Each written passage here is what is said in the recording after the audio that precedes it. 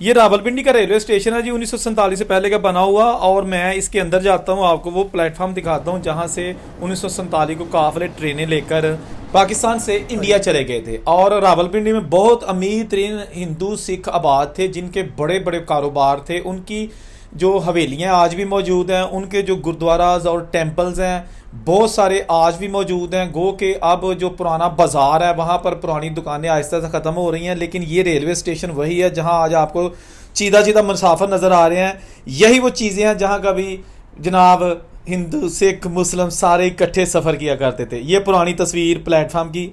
आज यहाँ पर आपको शायद कोई हिंदू या मुस्लिम नज़र आए। ये ट्रेनें यहाँ पे मौजूद हैं। उस वक़्त यहाँ से जो काफ़िले इंडिया गए थे उनकी बस यादें रह गई दोस्तों। अगर इसकी मुकम्मल वीडियो आपने देखनी है तो कमेंट में लिखें, मैं आपको इसका लिंक शेयर कर दूंगा, फिर आप पूरी वीडियो से एंजॉय कीजिएगा, क्योंकि ये सिर्फ एक शॉर्ट वीडियो है।